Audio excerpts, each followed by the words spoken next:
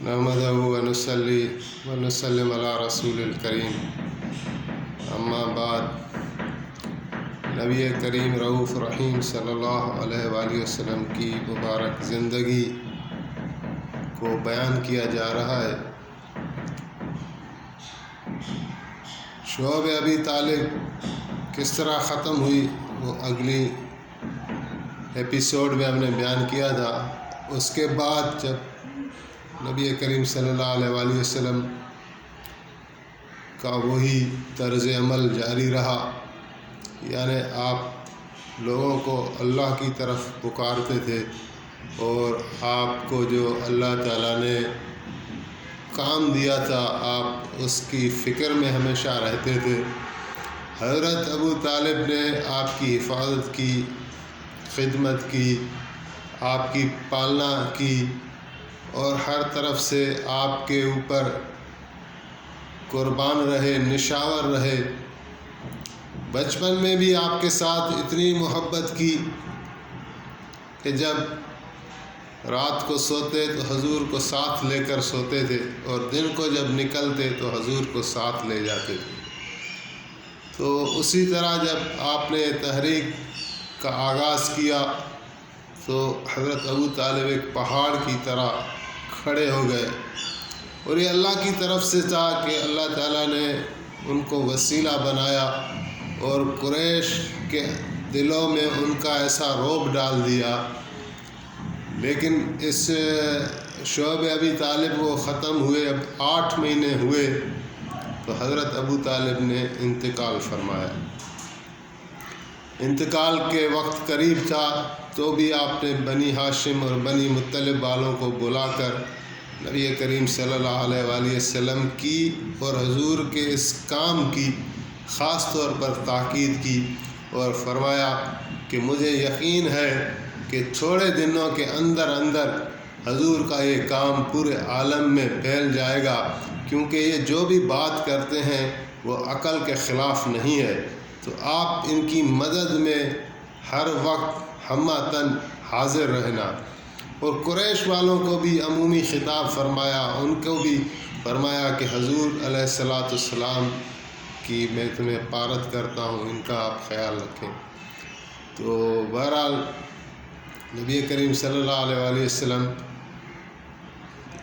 کو حضرت ابو طالب کی وفات کا بڑا اثر ہوا، بڑا دکھ ہوا، اور 3 دن کے بعد، صرف 3 دن کے وقفے کے بعد حضرت خدیجۃ الکبریٰ رضی اللہ تعالی عنہا کا بھی انتقال ہو گیا ہے۔ یہ نبوت کا 10واں سال چل رہا ہے، جبکہ حضور کی عمر مبارک 50 سال، اور بی بی خدیجۃ الکبریٰ جب آپ کی عمر مبارک 25 سال تھی تو یہ شادی ہوئی تھی، 25 سال ساتھ رہا، اور 50 سال جب حضور کی عمر ہوئی تو بی بی خدیجہ کی عمر 65 سال تھی اور انہوں نے بھی انتقال فرمایا۔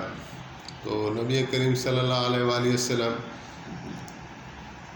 کو بڑا رنج پہنچا، اور اس سال کو آپ نے عام الحزن کا نام دیا، یعنی دکھ والا سال، اور گھر سے بھی کم نکلتے تھے۔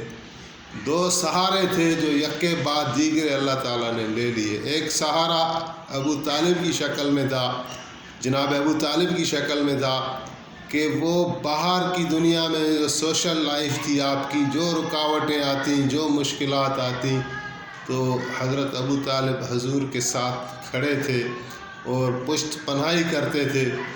اور ایک سہارا آپ کا گھر تھا، یعنی بی بی خدیجۃ الکبریٰ تھی۔ جب بھی نبی کریم صلی اللہ علیہ وآلہ وسلم باہر سے رنجیدہ ہو کر آتے، لوگوں کے عجیب عجیب سلوک دیکھ کر آتے، اور بڑی مشکلاتوں کو منہ دے کر جب گھر میں آتے تو بی بی خدیجہ آپ کا استقبال کرتی، آپ کی دلجوئی کرتی رہتی، اور آپ کی ہمدردی میں ہمہ وقت تن من دھن قربان کر دیتی، اور آپ علیہ السلام ان 2 بزرگ ہستیوں کو کبھی نہیں بھولے۔ یعنی حضرت ابو طالب کو بھی آپ نے ہمیشہ ذکر خیر سے یاد کیا، اور بی بی خدیجۃ الکبریٰ کو بھی آپ نے ہمیشہ ذکر خیر سے یاد رکھا، خاص طور پر ان کا جو مال تھا وہ مالدار عورت تھی، انہوں نے سارا کچھ نبی علیہ السلام پر لٹا دیا، اور اس تحریک میں بھی یعنی تحریک اسلام کو ابھارنے میں بھی بی بی خدیجۃ الکبریٰ کا مال لگا۔ تو یہ دو سہارے تھے۔ بہرحال اس کے بعد جو ہے پھر آپ نے محسوس کیا کہ قریش کے لوگ جو ہیں یہ ابھی مجھے برداشت نہیں کریں گے، ان کو ابھی موقع مل گیا ہے۔ تو آپ نے پھر طائف کا رخ کیا۔ طائف ایک 60-70 میل یا 100 کلومیٹر سمجھ لیں دور ایک بڑا شہر تھا، آباد شہر تھا۔ تو رسول اللہ صلی اللہ علیہ وآلہ وسلم نے یہ قیاس فرمایا کہ مکے والے لوگ کسی بھی طرح اس تحریک کو قبول نہیں کرتے، کسی بھی طرح مخالفت کو کم نہیں کرتے، اور جناب ابو طالب کے بعد تو ان کے اور تیور خراب ہو گئے ہیں۔ تو طائف ایک ایسا شہر ہے بڑا، اگر میں وہاں چلا جاؤں اور وہاں کے لوگوں میں یہ دعوت پھیلاؤں اور وہاں کے لوگ مسلمان ہو جائیں اور اللہ تعالیٰ طائف کو ہی مرکز بنا دے دین کا، تو آپ اس خیال سے گئے اور پیدل گئے اور حضرت زید بن حارث کو لے گئے، وہ اکیلے آپ کے ساتھ تھے۔ تو طائف پہ آپ نے جو ان کے سردار تھے، 3 بڑے قبیلے تھے، ان سے الگ الگ جا کے ملے اور ان کو دعوت دی، لیکن تینوں نے آپ کا انکار کر دیا۔ اور پھر لوگوں میں آپ نے دعوت پھیلانی چاہی، اسلام کی دعوت دی، لیکن کوئی بھی مسلمان نہیں ہوا، یہاں تک کہ پھر آپ علیہ السلام کو انہوں نے اپنے شہر سے نکال دیا، پتھراؤ کیا۔ زید بن حارث جان نثار غلام تھے، جہاں سے پتھر آتا خود کو آگے کر دیتے، ڈھال بن گئے تھے کہ مجھے پتھر لگے لیکن رسول کریم صلی اللہ علیہ وآلہ وسلم کو پتھر نہ لگے۔ لیکن پتھر لگانے والے بہت تھے، کھانے والے صرف 2 تھے۔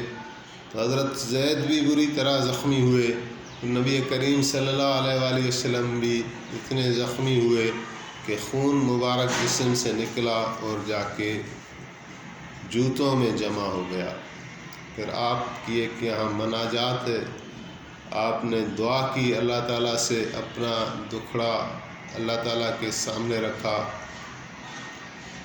اور دعا پڑھنی چاہیے، بڑی خوبصورت اور بڑی گہری دعا ہے۔ اس کے آخر میں یہی الفاظ ہیں کہ یا اللہ اگر تو میرے سے راضی ہے تو مجھے ان پتھروں کی پرواہ کوئی نہیں ہے، اگر یہ تیرا عذاب نہیں ہے تو مجھے ان پتھروں کی کوئی پرواہ نہیں ہے۔ پھر وہاں کہیں باغ میں حضرت زید نے آپ کو اٹھایا، اور ایک باغ تھا جو عتبہ اور شیبہ کا تھا، جو مکے کے سردار تھے اور حضور کے دشمن تھے لیکن مالدار تھے۔ تو وہاں جو ہے وہ نبی کریم صلی اللہ علیہ وآلہ وسلم کو بٹھایا۔ تو وہاں کا ایک مالی تھا، عداس نام ہے اس کا، اس نے جب نبی علیہ السلام کو زخمی حالت میں دیکھا اور مبارک چہرے کا نور دیکھا، تو اس نے جو ہے ایک پلیٹ میں انگور لے کر حضور کے سامنے رکھ دیے اور فرمایا کہ یہ آپ کھائیں۔ تو آپ نے بسم اللہ الرحمن الرحیم کر کے کھایا۔ تو عداس پوچھنے لگا کہ یہ کون سا کلمہ ہے، یہ تو میں یہاں کسی سے میں نے نہیں سنا، کیونکہ رحمان الرحیم جو اللہ تعالیٰ کے نام تھے یہ رسول اللہ نے متعارف کرائے، عرب اللہ تعالیٰ کو رحمان الرحیم کے نام سے نہیں جانتے تھے۔ تو رسول اللہ نے ان سے پوچھا کہ آپ کس علاقے کے ہیں، تو وہ کہنے لگا کہ میں نینوا کا ہوں۔ تو آپ نے فرمایا، پھر اپنا تعارف کرایا، دین کا تعارف کرایا، اور وہ اس طرح جو ہے وہ عداس اسلام میں داخل ہو گیا۔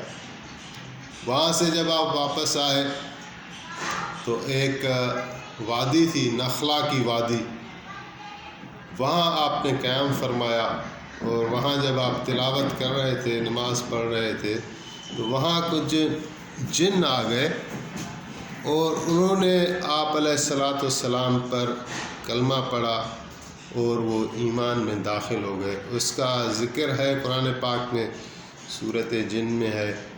تو اسی طرح وہ ان کو آپ علیہ الصلاۃ والسلام نے پھر یعنی حکم بھی دیا کہ آپ جو ہے اپنے جنوں میں یہ تبلیغ اور تعلیم کرتے رہیں۔ یہ یعنی پھر ایک بات اور ہوئی کہ جب آپ اب واپس جانا چاہتے تھے مکۃ المکرمہ، تو سوال یہ ہوا کہ مکے والے تو پھر آپ کو ابھی اذیت دیں گے، کیونکہ طائف میں بھی بظاہر کوئی کامیابی نہیں ملی، بلکہ مشکلات کا ہی سامنا کرنا پڑا، اور طائف والوں نے ایسا سخت رویہ دکھایا جو مکے والوں سے بھی بدتر تھا۔ تو رسول اللہ نے وہاں کے رواج کے مطابق ایک دو جو رئیس تھے ان کے پاس پیغام بھیجا کہ مجھے آپ کی امان چاہیے، میں مکہ المکرمہ میں آنا چاہتا ہوں۔ تو ایک دو نے تو انکار کر دیا، پھر مطعم بن عدی تھا، اس نے آپ کو پناہ دی اور وہ لے کر آیا، اور ابو جہل نے جب دیکھا تو مطعم نے بڑے آواز سے کہہ دیا کہ محمد علیہ الصلاۃ والسلام کو میں نے پناہ دی ہے۔ تو ابو جہل کو کہنا پڑا کہ جس کو تم نے پناہ دی ہے ہم نے بھی اس کو پناہ دی ہے۔ تو واپس آپ مکۃ المکرمہ میں آئے، اور پھر وہی آپ کا کام اور پھر وہی مخالفت مکے والوں کی، یہ پھر آگے سلسلہ چلتا رہا۔ اس کو پھر انشاءاللہ نیکسٹ میں بیان کیا جائے گا۔ اللہ تعالیٰ صحیح بیان کرنے کی توفیق عطا فرمائے۔